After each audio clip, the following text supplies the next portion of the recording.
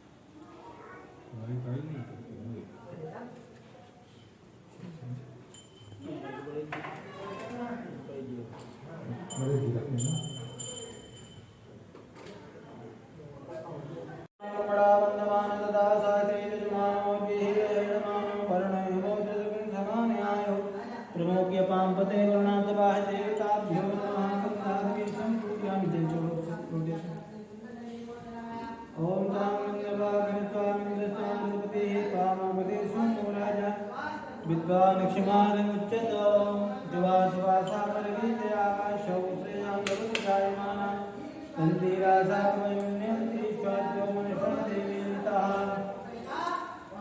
वस्त्रवस्त्रातेरक्तसूत्रं समर्पयामि विष्णुतगाक्ष ॐ त्वां गन्धर्वाय गणितां कलशः ॐ कलशादिष्टादिदेवताभ्यो नमः गन्धात्मेनं समर्पयामि यक्षितासश्रेष्ठा कुंकुमार्ता स्वपितामया निवेदितावस्था ज्ञानस्वरमेश्वरक्षतां समर्पयामि पुष्पं पुष्पमालाम् औपदेहि नमोदगुणमुपवदेहि सुवरेहि यद्वाहि संवरेहि विदाय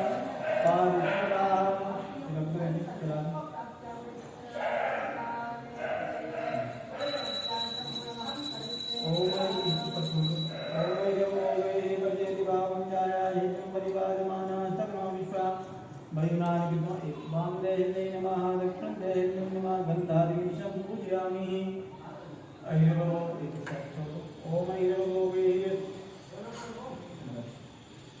और इसको कलश को आप सब रखना है और गणेश जी को आप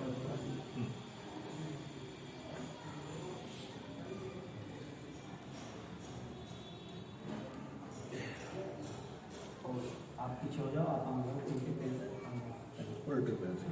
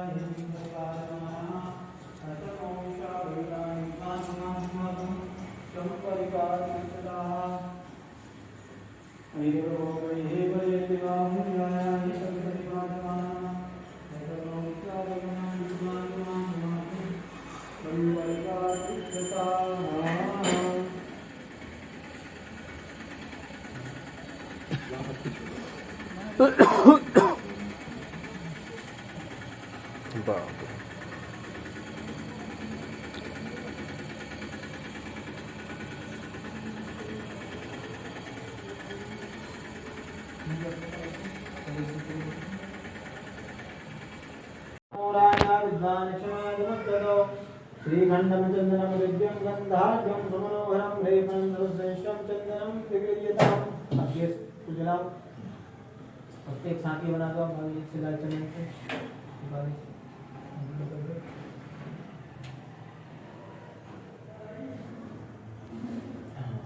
जलाओ गैस को। ओम अग्निन्दूतं पुरोदते अभवामुपरे देवांगा साधयादियो अग्निः सम्पूज्य गन्धादिभिः सम्पूजयामि अग्निनारायणाय नमः।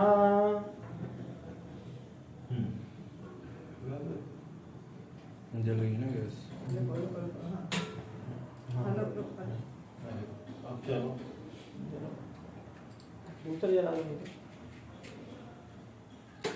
वेदेकपयो दिव्यन्तरिक्षे पयोदा पर्वते प्रतिसा सन्तु मय्यम्मा कामधेनु सुमधुसां प्रक्रां पुष्टिदां स्वां।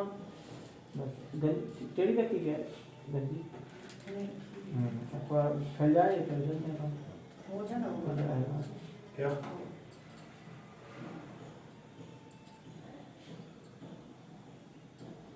अच्छा दूध पूरा उबल जाए। नदियाँ बहती रहेंगी। हाँ अपने यहाँ तो रोज ही बहती है। थोड़ा बंद कर बहुत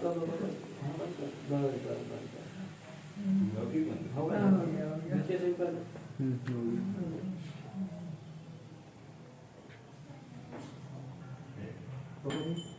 और इबारत का ऐसा करो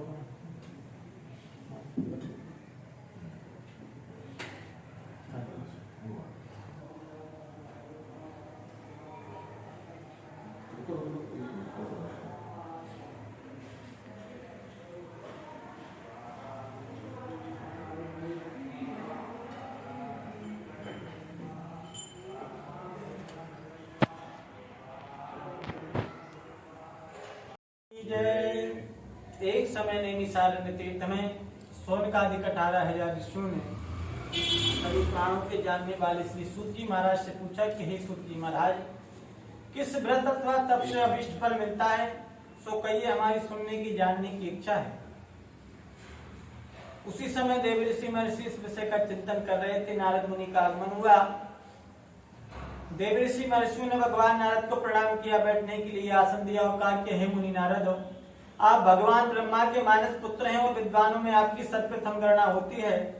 इस समय धराधाम पर कलिकाल का आगमन हो गया है और इस कलिकाल में जन्मे हुए सभी प्राणियों के ऊपर कृपा करके आप कोई ऐसा व्रत उपाय तब बताइए जिसके करने मात्र से इस कलिकाल के मनुष्यों को भगवान की भक्ति कृपा प्राप्त हो जाए। क्योंकि सतयुग, त्रेता, द्वापर आदि युगों में मनुष्य की आयु हजारों वर्ष की होती थी, जिसमें कई वर्ष भगवान की पूजन अर्चन तपस्या यज्ञ आदि अनुष्ठानों में मनुष्य व्यतीत कर देता था। लेकिन इस कलिकाल में मनुष्य की आयु क्षीण है, नाना प्रकार की व्याधि समस्याएं। इसलिए जो फल त्रेता, सतयुग, द्वापर, त्रेता आदि युगों में यज्ञ आदि अनुष्ठान करने से वर्षों वर्ष मनुष्य को प्राप्त होता था, वह इस कलिकाल में थोड़े से ही समय में भगवान की आराधना करने से मनुष्य को प्राप्त हो जाए। ऐसा कोई उत्तम व्रत उपाय तब बताएं। नारद मुनि इस विषय का चिंतन करते हुए धराधाम का, पृथ्वी लोक का भ्रमण करते हुए कई देव ऋषि महर्षियों विद्वानों के पास में गए, लेकिन इसका कोई उपाय नहीं कर पाए। इसके बाद में निराश होकर भगवान नारायण विष्णु के क्षीर सागर को गए, जहाँ पर शंख, चक्र, गदा, वैजयंती मालाओं से विभूषित देवों की भगवान नारायण को लक्ष्मी माता के साथ में दर्शन किए। भगवान ने पूछा कि हे नारद मुनि, किस कार्य से आगमन हुआ है। नारद मुनि ने अपना प्रश्न रखा कि भगवान, इस समय धराधाम पर कलिकाल का आगमन हो गया है और इस कलिकाल में जन्मे हुए सभी प्राणी अपने पूर्व कर्मों से युक्त और अनेक योनियों में नाना प्रकार के दुखों को, क्लेशों को भुगत रहे हैं। आप उनके उद्धार के लिए कोई उत्तम व्रत उपाय बताइए। भगवान नारायण ने विष्णु ने कहा कि नारद, इस कलिकाल में सत्यता को धारण करने से, अपने मन में सत्यनारायण भगवान का पूजन अर्चन करने से मनुष्य को मनोवांछित फल की प्राप्ति होती है। नारद मुनि प्रसन्न हुए कि भगवान इस सत्य क्या है और सत्य नारायण भगवान का व्रत पूजन क्या है, क्या इसका विधान है, क्या पूजन सामग्री है और किन के साथ में इस व्रत को करना चाहिए, किस समय पर इस व्रत को करना चाहिए। भगवान नारायण ने विष्णु ने कहा कि नारद, सत्य मेरा ही एक स्वरूप है। कोई मुझे सत्य, कोई ईश्वर, कोई कृष्ण, कोई राम आदि अनेक आदि नामों से जानते हैं और सत्यता पर चलकर अपने जीवन का निर्वहन करने के बाद में मनुष्य के जीवन में सत्य पर चलने से चित्त की एकाग्रता आती है और चित्त की एकाग्रता आने से उसके जीवन में आनंद की प्राप्ति होती है और जिसके जीवन में आनंद की प्राप्ति है उसके ऊपर प्रत्यक्ष भगवान की कृपा है। नारद मुनि ने पूछा कि भगवान इस व्रत को किस समय पर करना है, किन लोगों के साथ में करना है। भगवान ने कहा कि नारद, सत्यनारायण भगवान का व्रत पूजन करने के लिए कोई निर्धारित निश्चित समय नहीं है। जब भी हमारे मन में श्रद्धा हो, भक्ति हो, उस समय सत्य भगवान का व्रत पूजन करना चाहिए। पूजन सामग्री में विशेष करके पके केले, घृत, गेहूं का आटा, पत्र, पुष्प, फल श्रद्धा से भाव से भक्ति भाव में लीन होकर चंदन, पुष्प इत्यादि को एकत्रित करें। अपने आसपास के भाई बंधुओं, जाति बंधुओं, इष्ट मित्रों के साथ में, ब्राह्मण बंधुओं के साथ में भगवान की कथा श्रवण करें, भगवान का पूजन अर्चन करें। और जब भी कोई नया कार्य करें, गृहारंभ, गृह प्रवेश के समय, विवाह के समय पर और संतान प्राप्ति के बाद में अवश्य अपने जीवन में सत्यदेव भगवान का व्रत पूजन करना चाहिए। ऐसा व्रत पूजन करने से मनुष्य की कामना निश्चित करके सिद्ध होती है। और जिस दिन भगवान का व्रत पूजन करें, उस दिन प्रातः काल सूर्योदय से पहले उठकर नित्य नैष्ठिक कर्मों से निवृत्त होकर संध्योपासन इत्यादि देव आदि देवों के मंत्रों का स्मरण करते हुए, भगवान की भक्ति करते हुए निर्मल भाव से भगवान का व्रत पूजन करें। ऐसा व्रत पूजन करने से निश्चित करके मनुष्य की कामना सिद्ध होती है। और विशेष करके इस कलिकाल में मृत्यु लोग के लिए यही एक छोटा सा उपाय है। इति श्री सत्यनारायण व्रत कथायां प्रथमोध्यायां बोल श्री सत्यनारायण भगवान की जय।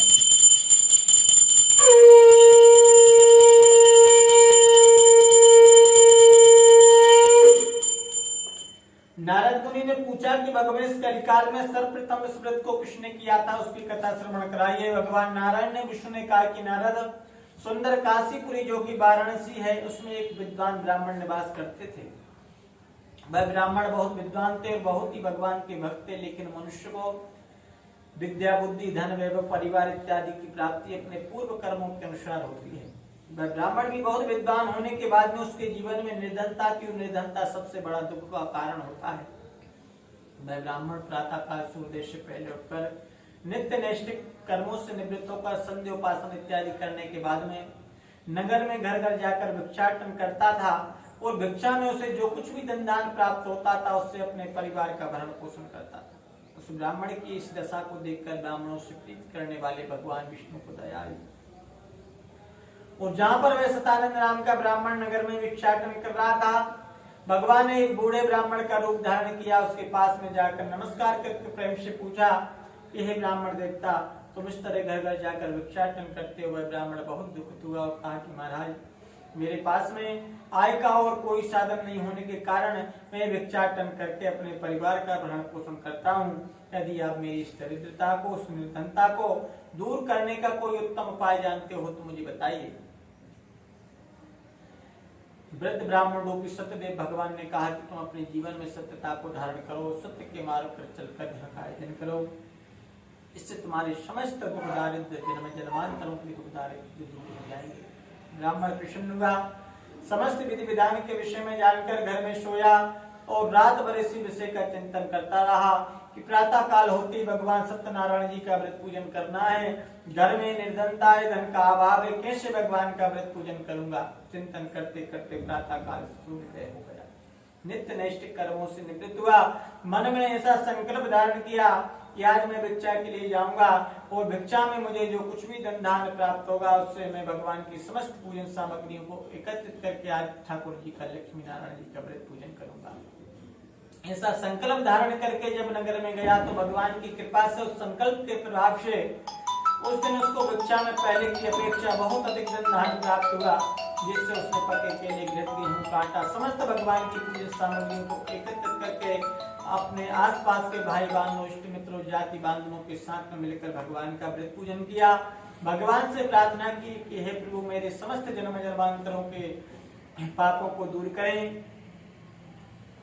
जिस व्रत के प्रभाव से भगवान प्रसन्न हुए और उस सतानंद नाम के ब्राह्मण की निर्धनता धीरे धीरे शनि शनि समाप्त होने लगे और प्रति पूर्णमासी संक्रांति को क्रम से हर महीने सत्यदेव भगवान का व्रत पूजन करने लगा। धन धान से परिपूर्ण होकर संपन्न हो गया। इसी क्रम से जब अगले महीने सत्यदेव भगवान का व्रत पूजन कर रहा था, उसी समय जंगल से लकड़ियां काट कर लाने वाला एक बूढ़ा भील गुरियेला लकड़हारा लकड़ियां बेचकर अपने परिवार का भरण पोषण करता था। उस दिन लकड़ियों को बेचने के लिए जा रहा था। रास्ते में बहुत तेजी से प्यास लगी। जलपान करने की इच्छा से ब्राह्मण के घर में गया। जाकर देखा तो सभी लोग भक्ति भाव में लीन होकर ठाकुर जी का लक्ष्मी नारायण जी का व्रत पूजन कर रहे थे, भगवान की कथा श्रवण कर रहे थे। लकड़ारा भी वहां पर बैठ गया, भगवान की कथा श्रवण की, पूजन अर्चन किया भगवान से। पूजन के बाद में लकड़ारे ने ब्राह्मण को प्रणाम किया, भगवान को प्रणाम किया और निवेदन किया कि हे ब्राह्मण देवता, आप सभी लोग एकत्रित होकर भक्ति भाव में लीन होकर ये क्या कर रहे थे और इसको करने से क्या फल की प्राप्ति होती, मुझे बताइए, मुझे जानने की इच्छा है। सतानंद नाम के ब्राह्मण ने बताया कि मुझे एक वृद्ध ब्राह्मण ने बताया था कि इस कलिकाल में अपने जीवन में सत्यता को धारण करने से मनवांछित फल की प्राप्ति होती है और मुझे ऐश्वर्य धन धान्य की प्राप्ति भगवान ठाकुर जी की कृपा से हुई है। लकड़ारा ये सब जानकर बहुत प्रसन्न हुआ और कहा कि भगवान मुझे भी आप सत्यदेव भगवान के व्रत के विषय में बताइए, मैं भी अपने जीवन में सत्यता को धारण करूंगा, सत्यनारायण भगवान का व्रत पूजन करूंगा। लकड़ारा समस्त विधि विधान के विषय में जानकर जलपान किया, भगवान को प्रणाम किया, घर से बाहर निकला। लकड़ियों के गट्ठर को अपने सर पर रखकर मन में मानसिक रूप से संकल्प लिया कि आज इन लकड़ियों को बेचने से मुझे जो कुछ भी धन धान्य प्राप्त होगा उसके बदले में मैं भगवान की समस्त पूजन सामग्रियों को एकत्रित करूंगा और आज अपने जीवन में भगवान ठाकुर जी का व्रत पूजन करूंगा। ऐसा संकल्प धारण करके जब वह लकड़ारा उन लकड़ियों को बेचने के लिए गया तो भगवान की कृपा से उस दिन ऐसे नगर में प्रवेश कर गया जहाँ पर धनवान लोग निवास करते थे। पहले उन लकड़ियों को बहुत कम दाम में बिकती थी, जिससे उसके परिवार का भरण पोषण कर पाना मुश्किल था, लेकिन भगवान की कृपा से उसको लकड़ियों के बदले में पहले की अपेक्षा 4 गुना अधिक धन प्राप्त, जिससे उसने प्रसन्नचित्त होकर भगवान की समस्त पूजन सामग्रियों को एकत्रित करके अपने आसपास के इष्ट मित्रों के साथ में भगवान का व्रत पूजन किया, भगवान से प्रार्थना की, जिसके फलस्वरूप भगवान ठाकुर जी प्रसन्न हुए और उस लकड़हारे की धीरे धीरे दरिद्रता निर्धनता समाप्त हो गई, सुख संपत्ति ऐश्वर्य से परिपूर्ण होकर प्रीति पूर्णमासी संक्रांति उपक्रम से हर महीने सत्यनारायण भगवान का व्रत पूजन करता हुआ भगवान के सात्विक धाम प्राप्त हुआ। इति श्री सत्यनारायण व्रत कथायां द्वितीयोऽध्यायः मूल श्री सत्यनारायण भगवान की जय।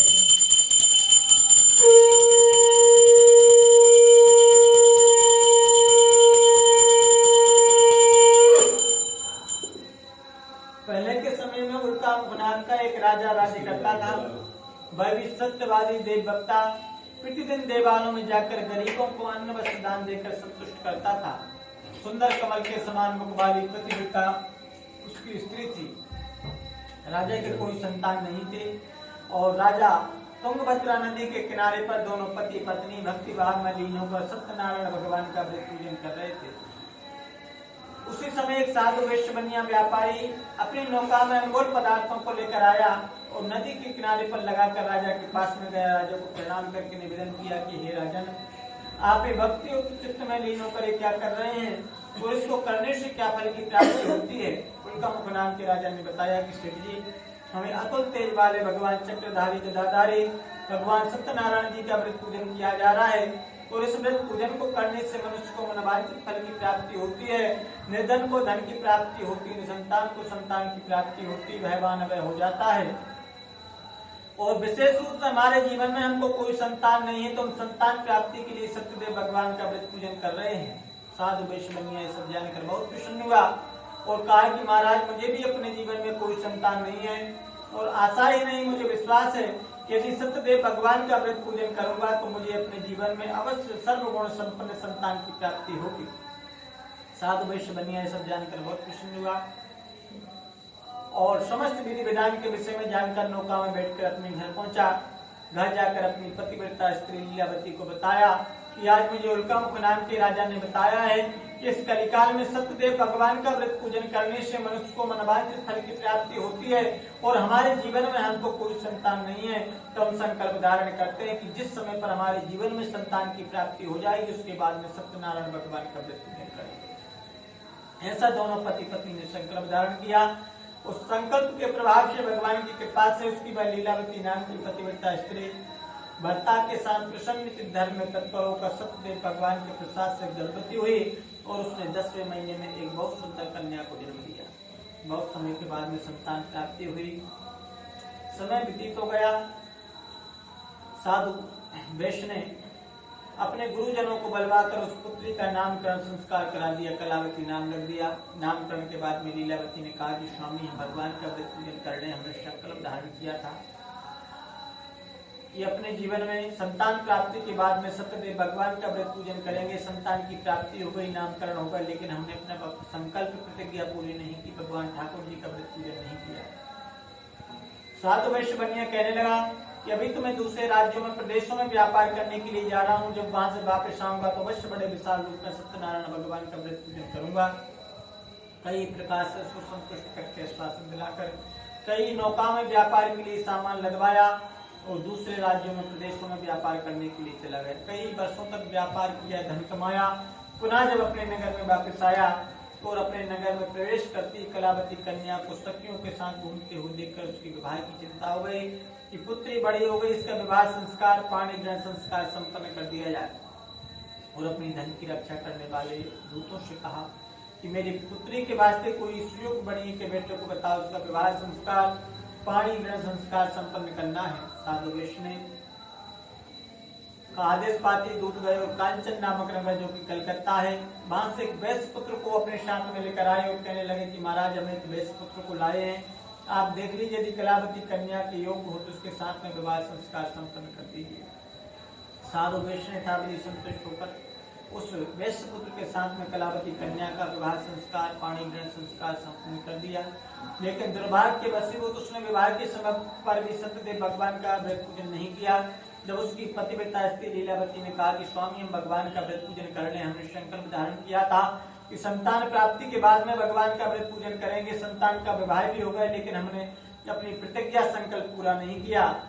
साधु वैश्य बनिया कहने लगा कि अभी तो मैं अपने दामाद को साथ में लेकर प्रदेश व्यापार करने के लिए जा रहा हूँ और जब वहां से वापस आऊंगा तो अवश्य बड़े विशाल रूप में सत्यदेव भगवान का व्रत पूजन करूंगा। कई प्रकार से उसको संतुष्ट करके आश्वासन दिलाकर कई नौका में व्यापार के लिए सामान लदवाया और चंद्रकेतु राजा के रत्नसार नामक नगर में पहुंचते भगवान ने देखा कि इस वैश्य ने अपनी प्रतिज्ञा अपना संकल्प पूरा नहीं किया, इसको श्राप दे दिया कि साधु वैश्य को अपने जीवन में बड़े भयंकर और कठिन प्राप्त हो जाए।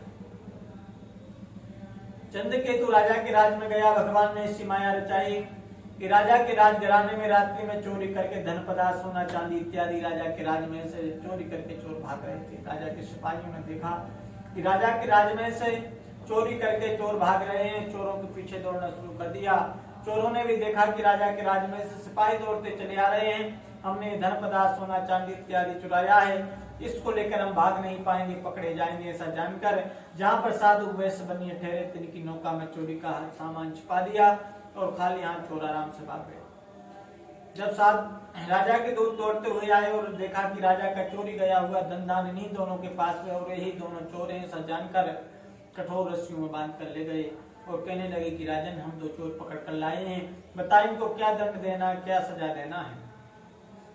उन दोनों साधु वैश्यों ने बहुत कहा कि महाराज हम चोर नहीं हैं, हम तो साधु वैश्य बनिए व्यापारी हैं, आपके नगर में व्यापार करने के लिए आए हुए थे, लेकिन भगवान की माया से मोहित किसी ने भी उनका कोई कहना नहीं माना और यही दोनों चोर ऐसा जानकर कठोर कारागृह में डाल दिए, बेड़ियां हथकड़ियां इत्यादि लगवा दी। उनके पास में जो कुछ भी सामान था सो सब छीन लिया। उधर साधु वैश्य के घर में रखा हुआ धन भी भगवान की माया से चोर चुरा ले गए, जिससे उसकी स्त्री और पुत्री को बहुत दुखों का सामना करना पड़ा। जो राज सुख भोगने वाली थी वो घर घर जाकर झाड़ू पोछा इत्यादि भूख प्यास की चिंता में भटकने लगी। कई वर्षों तक भटकने के बाद में एक दिन वह कलावती कन्या भूख प्यास से दुखित होकर पीड़ित होकर भिक्षा लेने के लिए ब्राह्मण के घर में गई, जहाँ पर सत्यदेव भगवान का व्रत पूजन हो रहा था। वहां बैठकर उसने भगवान की कथा श्रवण की, भगवान का पूजन अर्चन किया और बहुत देरी से भगवान का चरणों तक प्रसाद देकर जब घर में आई तो उसकी माता ने बेटी से पूछा कि बेटी इतनी रात तक तू कहाँ थी और तेरे मन में क्या है। तब उस कलावती कन्या ने सत्यदेव भगवान के व्रत के विषय में बताया कि ब्राह्मण के घर में भगवान ठाकुर जी का व्रत पूजन हो रहा था, उसमें सम्मिलित होने के कारण मैं बहुत देरी से विलंब से घर में आई हूँ।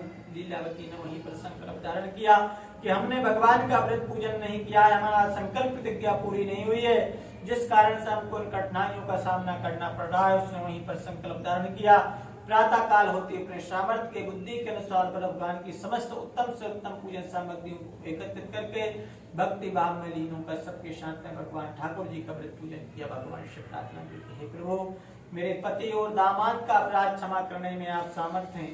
बारंबार दीन वचनों से भगवान प्रसन्न हुए और भगवान ने उसमें उत्तम चंद्रकेतु राजा को रात्रि में स्वप्न दिया कि राजन, प्रातः काल होते उन दोनों वैश्य बंधुओं को छोड़ दो, उन्होंने कोई अपराध नहीं किया, वह अपराध हैं, और यदि तुमने ऐसा नहीं किया तो तुम्हारा राज वैभव सब नष्ट हो जाएगा। राजा रात भर नहीं सोया, चिंतित हो गया। प्रातः काल होती सभासदों को, मंत्रियों को, राज्यों को बुलाया। सभी लोगों ने कहा कि राजन, इस कार्य को तुरंत करना चाहिए, इसमें किंचित मात्र भी विलंब नहीं करना चाहिए।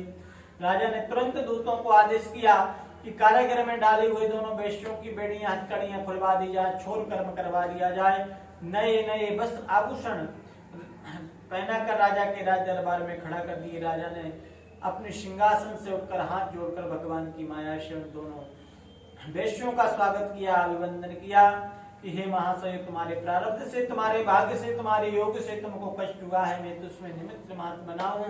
और राजा ने उनका जो कुछ भी धन दान सामान छीन लिया तब दुगने करके उनको वापस कर दिया और घर के लिए विदा कर दिए। तीसरी सत्यनारायण व्रत कथायाम तृतीयोध्यायाम बोल श्री सत्यनारायण भगवान की जय।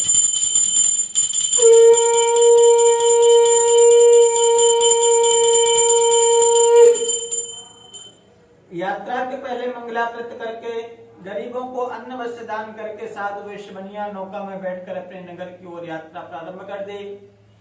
कुछ दिन यात्रा करने के बाद में जब साधु वेश्य बनिया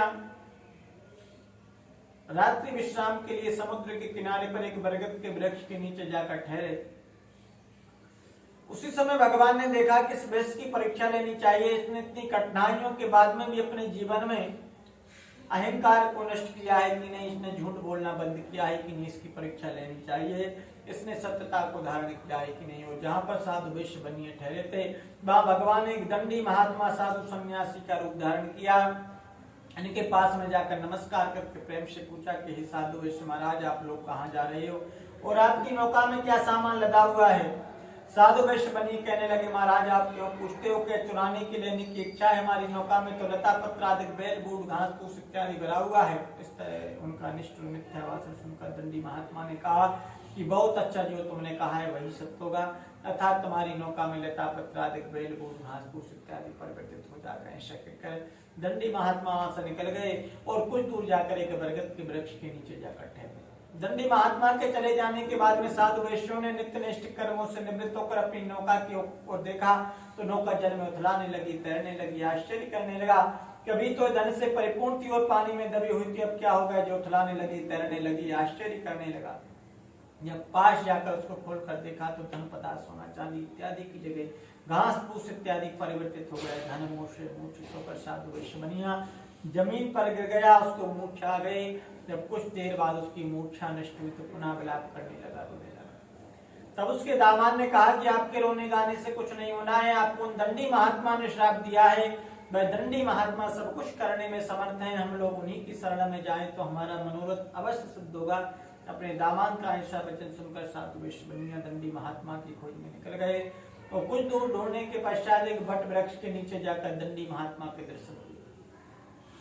साधु वैश्यों ने भगवान के चरण पकड़ लिए, साष्टांग प्रणाम किया, दीन वचनों से प्रार्थना की कि हे प्रभु, आपकी लीला को तो ब्रह्मादिक देवता, ऋषि मुनि विद्वान इत्यादि नहीं जान पाते, तुम्हें एक तुच्छ प्राणी साधु वैश्य बनिया व्यापारी आपकी लीला को कैसे जान पाता। बारंबार दीन वचनों से प्रार्थना की, जिसके फलस्वरूप भगवान दंडी महात्मा प्रसन्न हुए और कहा कि तुम्हारा इच्छित वरदान तुमको प्राप्त हो जाएगा। ऐसा इच्छित वरदान देकर भगवान वहीं अंतर ध्यान हुए। इसके बाद में जब साधु वैश्य बनिया पुनः अपनी नौका के पास में आया और जैसे पहले धन से परिपूर्ण थे वैसे ही देखकर कहने लगा कि भगवान की कृपा से मेरा मनोरथ सिद्ध हुआ। वहीं आसपास के लोगों को एकत्रित किया, सबके साथ में मिलकर भक्ति भाव में लीन होकर ठाकुर जी का व्रत पूजन किया, भगवान से प्रार्थना की और नौका में बैठकर अपने नगर की ओर यात्रा प्रारंभ कर दी। कुछ दिन यात्रा करने के बाद में जब अपने नगर की नदी के निकट पहुंच गया तो अपने धन की रक्षा करने वाले दूतों से कहा कि तुम मेरे घर जाकर सब समाचार सूचना दे दो कि आपके एक साधु वैश्य महाराज बहुत सारा धन धान सामान लेकर भाई बहनों के साथ में नगर के नदी के निकट आ गए हैं। उस समय कलावती लीलावती दोनों भक्ति भाव में लीन होकर ठाकुर जी का व्रत पूजन कर रही थी। सत्यदेव भगवान का दूतों ने जाकर उसकी पतिव्रता स्त्री लीलावती को शुभ समाचार दिया कि साधु वैश्य महाराज बहुत सारा धन धान्य सामान लेकर भाई बंधुओं के साथ में नदी के निकट आ गए।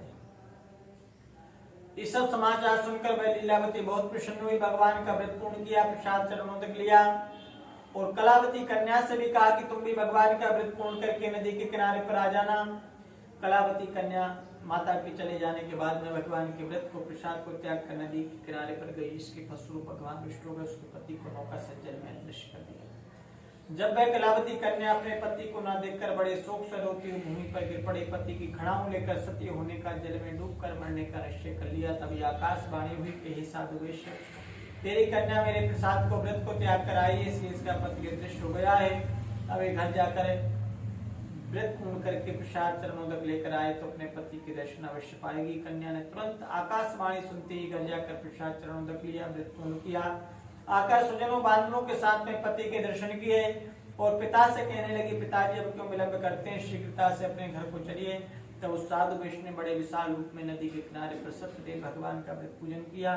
प्रति पूर्णमासी संक्रांति को क्रमशः हर महीने सत्यनारायण भगवान का व्रत पूजन करता हुआ भगवान के साकेत धाम को प्राप्त हुआ। इति श्री सत्यनारायण व्रत कथायां पंचचतुर्थोऽध्यायः। श्री सत्यनारायण भगवान की जय। पहले के समय में तुंगध्वज नाम का एक राजा राज्य करता था। वह विशुद्धवादी देवभक्त था। प्रतिदिन देवालयों में जाकर गरीबों को अन्न दान देकर संतुष्ट करता था। एक दिन वह राजा शिकार खेलने के लिए वन में गया और अनेक प्रकार के पशु पक्षियों को मारकर एक बरगद के वृक्ष के नीचे जाकर बैठ गया। वहीं पास में गायों को चराने वाले ग्वाल वाले सामूहिक रूप से सत्यदेव भगवान का व्रत पूजन कर रहे थे। वहां जाकर बैठ गए, उसने भगवान की कथा श्रवण की, पूजन अर्चन किया और अहंकार के वशीभूत राजा ना तो वहां पर भगवान के पूजन में सम्मिलित हुआ, ना भगवान को प्रणाम किया, नमस्कार किया कि मैं कहाँ चक्रवर्ती सम्राट राजा छोटे हिंदी जात के ग्वाल वाले गायों को चराने वाले, मैं इनके साथ में कैसे भगवान का व्रत पूजन कर सकता हूँ। अहंकार के वशीभूत राजा वहां पर नहीं गया, न भगवान को प्रणाम किया, नमस्कार किया। जबकि यहाँ पर भगवान का व्रत पूजन हो रहा है, हमको आमंत्रण नहीं हुई है तो भगवान को प्रणाम नमस्कार कर लेना चाहिए। राजा अहंकार के वशीभूत होकर वहां पर नहीं गया। ग्वाल वालों ने जब राजा को एक प्रसाद दोने में दिया तो उसका प्रसाद भी ग्रहण नहीं किया। ग्वाल वाले सब अपने घर को चले गए। राजा जब अपने राजघराने में गया तो भगवान के प्रकोप से उसकी राजा की राजपुत्र वैभव सब नष्ट हो गया। राजा निर्धन हो गया, भूख प्यास मांगने लगा, भटकने लगा। कई वर्षों तक भटकने के पास में राजा ने राजजोशियों से पूछा और राजजोशियों ने बताया कि राजन, आपने किसी देव का अपमान किया जिसके फलस्वरूप आपकी स्थिति हुई है। राजा को अपनी भूल का स्मरण हुआ। राजा ने वहीं पर संकल्प धारण किया कि जिस वन में जिन ग्वाल बालों के साथ में भगवान का व्रत पूजन हो रहा है वहीं पर मैं भगवान का व्रत पूजन करूंगा। राजा ने प्रयत्न करके ग्वाल बालों को सभी को एकत्रित किया, सबके साथ में मिलकर भक्ति भाव में लीन होकर भगवान का व्रत पूजन किया।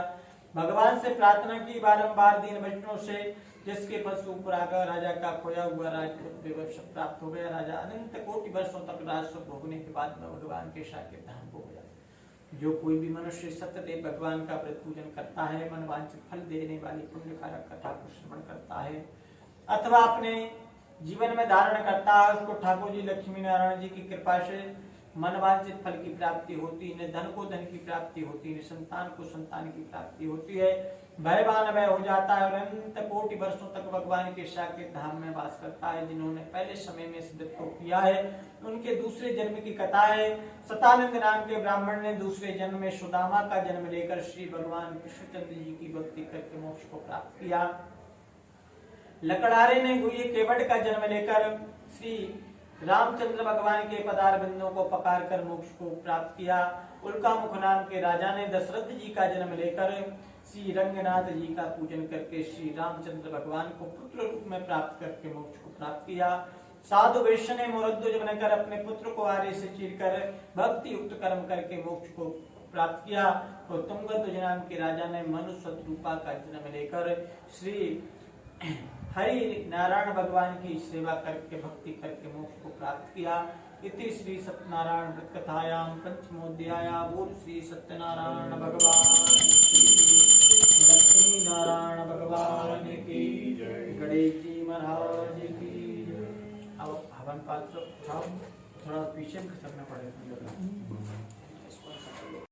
यार वीडियो चल क्षमानाय स्वाहा। घी छोड़ 5 बार।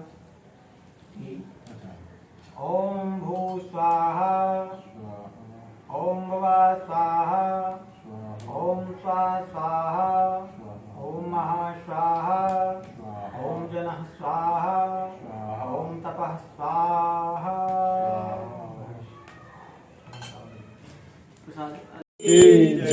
ओम जय लक्ष्मी रमणा स्वामी, जय लक्ष्मी रमणा सत्यनारायण श्री सत्यनारायण स्वामी धनपालक हरणा। ओम जय लक्ष्मी रमणा सिंहासन अद्भुत विराजे, स्वामी अद्भुत विराजे। नारद करत निरंजन, नारद करत निरंजन, गंगा ध्वनि बाजे। ओम जय लक्ष्मी रमणा प्रगट भये कलिकारण, तुझको दरस दियो स्वामी, तुझको दरस दियो। बूढ़ा ब्राह्मण बन कर, बूढ़ा ब्राह्मण बन कर कंचन बदल कियो। ओम जय लक्ष्मी रमणा दुर्बल भील करायो, जिन पर कृपा करी स्वामी, जिन पर कृपा करी। चंद्र राजा चंद्र चूर्ण राजा, तिनके विपति हरे। ओम जय लक्ष्मी रमणा वैस मनोरथ पायो, सदा सजनी स्वामी सदा सजनी। तो फल भोग्यो प्रभु जी, तो फल भोग्यो प्रभु जी, कराए सुत के। ओम जय लक्ष्मी रमणा भागवत के कारण, जन जन रूप धरो स्वामी, जन जन रूप धरो। साधारण कीनी, साधारण कीनी, तिनको काज करो। ओम जय लक्ष्मी रमणा ग्वाल बाल संग राजा, वन में भक्ति करी स्वामी, वन में भक्ति करी। मन वांछित फल दीनो, मन वांछित फल दीन दयाल हरि। ओम जय लक्ष्मी रमणा जगत प्रसाद समायो, कदली फल में स्वामी, कदली फल में धूप दीप तुलसी, धूप दीप तुलसी राजियत देवा। ओम जय लक्ष्मी रमणा श्री सत्यनारायण जी की आरती जो कोई नर गावे स्वामी, जो कोई भज गावे। कहत वामन स्वामी जपत हरि हर स्वामी, मन वांछित फल पावे। ओम जय लक्ष्मी रमणा, जय लक्ष्मी रमणा स्वामी, जय लक्ष्मी रमणा। सत्यनारायण स्वामी, सत्यनारायण स्वामी, जन पालक हरणा। ओम जय लक्ष्मी रमणा कर्पूर गौरम करुणावतारम संसारसारम भुजगेन्द्रहारं सदा वसन्तं हृदयारविन्दे भवम् भवानी सहितं नमामि मन्दारमाला पूरिताधिकारे कपालमालाक्षरशेखराय दिगंबराय च दिगंबराय नमः शिवाय च नमः। ठीक है बोल हरि ओम।